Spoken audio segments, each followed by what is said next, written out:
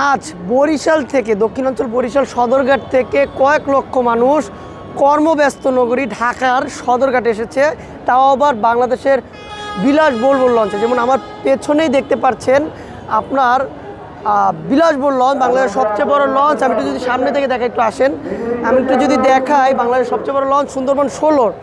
আপনার এখনও কয়েক হাজার যাত্রী নামতেছে। আপনার একতলা, দ্বিতীয় তলা, তৃতীয় তলা এবং চতুর্থ তলায় অসংখ্য যাত্রী রয়েছে। যেমন আমি যে লঞ্চটিতে রয়েছি এটা হচ্ছে এম খান সাত। এম খান সাতেও আপনার অসম্ভব মানে অনেক যাত্রী রয়েছে।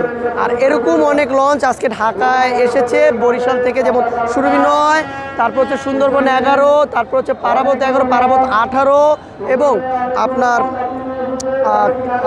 অন্যান্য যে লঞ্চগুলো রয়েছে শুভরাজ 9, অন্যান্য লঞ্চগুলো রয়েছে। এবং দেখেন এখন ভোর হতে না হতে এখন 6টা বাজে, পুরো সদরঘাট উপচে পড়া ভিড়। যদি আমি একটু দেখানোর চেষ্টা করি, দেখেন পুরো সদরঘাট হচ্ছে উপচে পড়া ভিড়।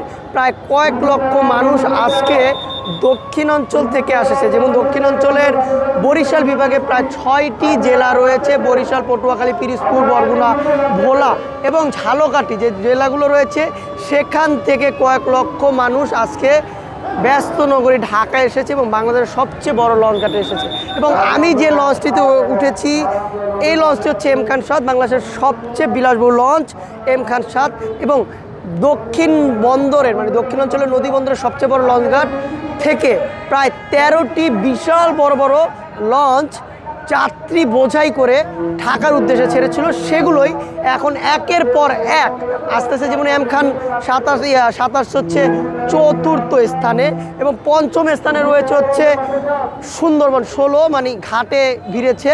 এবং এভাবে টোটাল 13টি লঞ্চ বরিশাল থেকে এসেছে এবং দ্বীপ জেলা ভোলা, পটুয়াখালী, বরগুনা বিভিন্ন জেলা থেকেও, বাংলাদেশের বিভিন্ন নদী প্রান্তরের নদীর রুট থেকেও আপনার লঞ্চে যাত্রী নিয়ে আসে কয়েক লক্ষ যাত্রী।